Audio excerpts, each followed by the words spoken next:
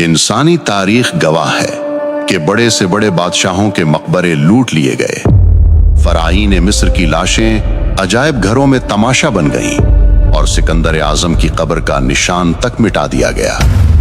دنیا کے ہر خزانے اور ہر تخت کو زوال آیا، لیکن 1400 سال سے روئے زمین پر ایک مقام ایسا ہے جس کی حفاظت کے لیے زمین اور آسمان خود ڈھال بن جاتے ہیں۔ یہ مدینہ منورہ ہے اور یہ روضہ رسول ہے، لیکن تاریخ کے سینے میں 1164 عیسوی 1164 AD کی وہ رات آج بھی کانٹے کی طرح چبھتی ہے، جب زمین کے نیچے ایک ایسی ناپاک سازش رچائی جا رہی تھی جس سے عرش بھی کانپ اٹھا تھا۔ ایک سرنگ جو کسی ہیرے جواہرات کی تلاش میں نہیں تھی، بلکہ وہ سرنگ کائنات کے سب سے مقدس جسم وجود اطہر صلی اللہ علیہ وسلم تک پہنچنے کے لیے کھودی جا رہی تھی۔ مدینہ سو رہا تھا، لیکن ہزاروں میل دور شام کے شہر دمشق میں ایک بادشاہ کی نیند اڑ چکی تھی۔ یہ سلطان نور الدین زنگی تھے، عالم اسلام کے وہ حکمران جن کی ہیبت سے صلیبی بھی کانپتے تھے۔ لیکن اس رات سلطان اپنے بستر پر پسینے میں شرابور ہو کر اٹھ بیٹھے۔ انہوں نے خواب میں دیکھا کہ سرکار دو جہاں صلی اللہ علیہ وسلم خود تشریف لائے ہیں، مگر منظر دل دہلا دینے والا تھا۔ رسول اللہ صلی اللہ علیہ وسلم دو شخصوں کی طرف اشارہ کر رہے ہیں جن کے چہرے سرخ اور آنکھیں نیلی تھیں، اور زبان رسالت سے یہ الفاظ نکل رہے تھے: محمود، مجھے ان کتوں سے بچاؤ۔ سلطان زنگی چیخ مار کر اٹھ بیٹھے۔ جسم کانپ رہا تھا، آنکھوں سے آنسو جاری تھے۔ وہ سمجھ نہیں پا رہے تھے کہ اس خواب کا کیا مطلب ہے۔ نبی صلی اللہ علیہ وسلم کو کس سے خطرہ ہو سکتا ہے؟ سلطان نے وضو کیا، نفل پڑھے اور دوبارہ لیٹ گئے، مگر خواب پھر آیا۔ وہی دو چہرے، وہی پکار، مجھے بچاؤ۔ 3 بار ایسا ہوا۔ اب سلطان کے لیے دمشق میں ایک لمحہ رکنا بھی ناممکن ہو گیا۔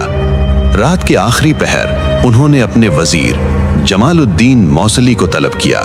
یہ وزیر صرف ایک مشیر نہیں بلکہ ایک صاحب بصیرت انسان تھے۔ سلطان نے روتے ہوئے اپنا خواب بیان کیا۔ وزیر نے فوراً کہا: اے سلطان، آپ ابھی تک یہاں بیٹھے ہیں؟ مدینہ منورہ پر کوئی بڑی آفت آئی ہے، آپ کو فوراً وہاں پہنچنا ہوگا۔ اسی وقت حکم جاری ہوا۔ یہ کوئی سرکاری دورہ نہیں تھا، یہ ایک خفیہ مشن تھا۔ سلطان نے 20 بہترین گھڑ سوار اور بہت سارا مال و دولت ساتھ لیا اور دمشق سے مدینہ کی طرف ہوا کے گھوڑوں پر سوار ہو گئے۔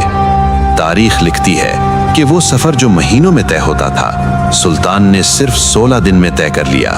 وہ راستے میں کہیں نہیں رکے، نہ آرام کیا، نہ سوئے۔ ان کی آنکھوں میں صرف ایک ہی تصویر تھی، وہ 2 خوفناک چہرے۔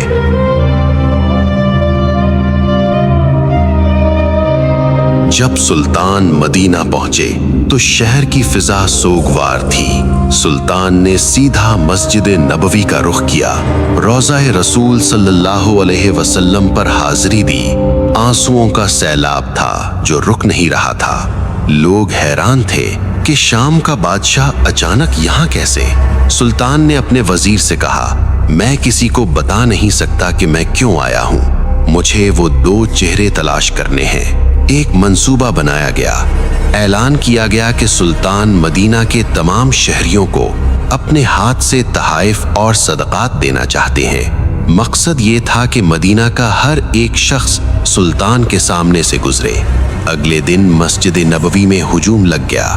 شہر کا ہر بوڑھا، بچہ اور جوان قطار میں کھڑا تھا۔ سلطان ہر چہرے کو غور سے دیکھتے اور پھر مایوسی سے نظر ہٹا لیتے۔ گھنٹے گزرتے گئے، لوگ آتے گئے، تحائف لیتے گئے، مگر وہ 2 چہرے کہیں نظر نہیں آئے۔ یا رسول اللہ۔ شام ہو چکی تھی، خزانہ خالی ہو گیا، مگر سلطان کی تلاش ادھوری تھی۔ وہ پریشان تھے کہ کہیں خواب محض وہم تو نہیں تھا، مگر دل گواہی دے رہا تھا کہ خطرہ ابھی ٹلا نہیں ہے۔ سلطان نے مدینہ کے گورنر سے پوچھا: کیا کوئی ایسا شخص باقی ہے جو مجھ سے ملنے نہ آیا ہو؟ گورنر نے سوچا اور جواب دیا: نہیں سلطان، सब आ चुके हैं, सिवाय 2 मगरबी यानी मोरक्कन ज़ायरीन के। वो बहुत नेक और मुत्तकी लोग हैं। वो किसी से कुछ नहीं लेते, बल्कि खुद खैरात करते हैं। ये सुनते ही सुल्तान नूरुद्दीन जंगी की आंखों में एक चमक आ गई। उनका दिल जोर से धड़का। उन्होंने हुक्म दिया, इन्हें फौरन मेरे पास लाओ। गवर्नर ने कहा, वो तो रोज़ा रसूल सल्लल्लाहु अलैहि वसल्लम के करीब एक मकान में रहते हैं और दिन रात इबादत में मशगूल रहते हैं। सुल्तान ने कहा, तो हम खुद उनके पास जाएंगे।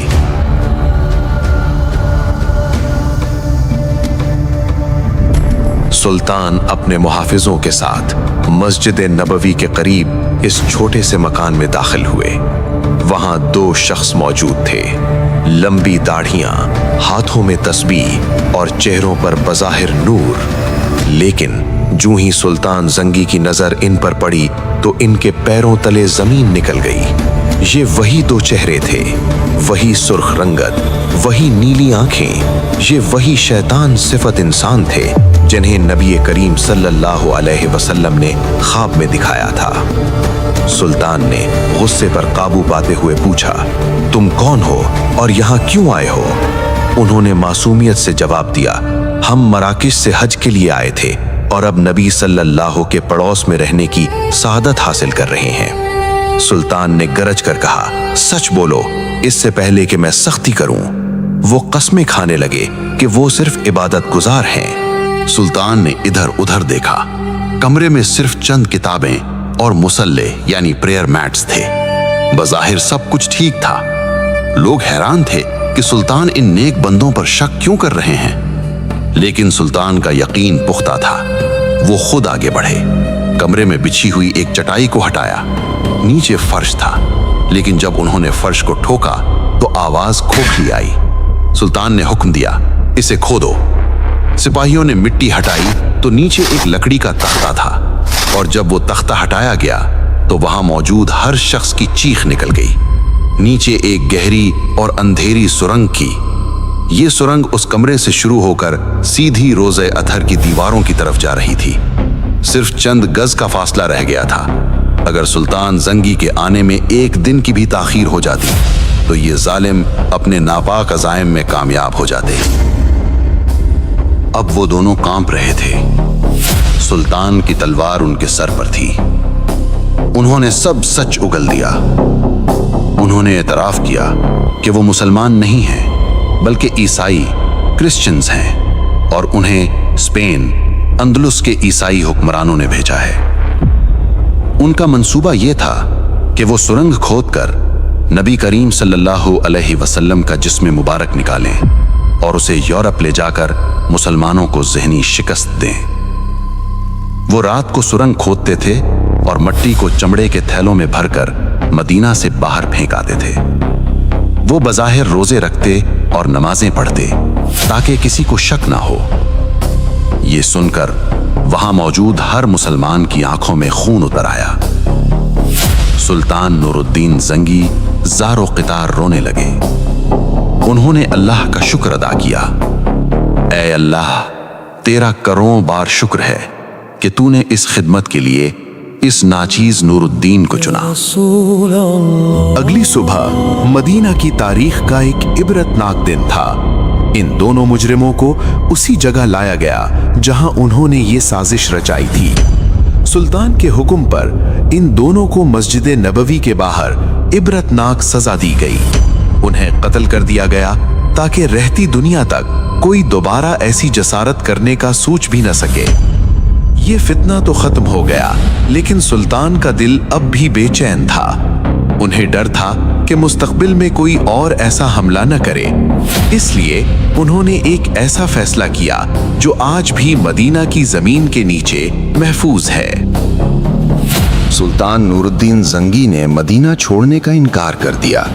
उन्होंने माहिर तामीरात यानी आर्किटेक्ट्स को बुलाया और हुक्म दिया कि मुझे रोज़े रसूल सल्लल्लाहु अलैहि वसल्लम के गिर्द एक ऐसा हिसार चाहिए जिसे कोई लोहा न काट सके और कोई सुरंग न तोड़ सके। फैसला हुआ कि सीसा पिलाई हुई दीवार बनाई जाएगी। कब्र अनवर के चारों तरफ गहरी खंदक खोदी गई तारीख बताती है कि यह खंदक इतनी गहरी थी कि पानी की सतह यानी वाटर लेवल तक पहुंच गई। फिर इस खंदक में पिघला हुआ सीसा डाला गया। टनों के हिसाब से सीसा पिघलाया गया और जमीन के अंदर एक ठोस धाती दीवार खड़ी कर दी गई। ये दीवार आज भी 900 साल गुजरने के बाद रोज़ा-ए अथर के गिर्द एक पहरेदार की तरह मौजूद है। न कोई सुरंग इसे पार कर सकती है, न कोई आला इसे तोड़ सकता है। लेकिन याद रखें, ये वाहिद कोशिश नहीं थी। तारीख में ऐसे 5 बड़े वाकयात मिलते हैं जब दुश्मनों ने इस मुकद्दस मकाम तक पहुंचने की नापाक जसारत की।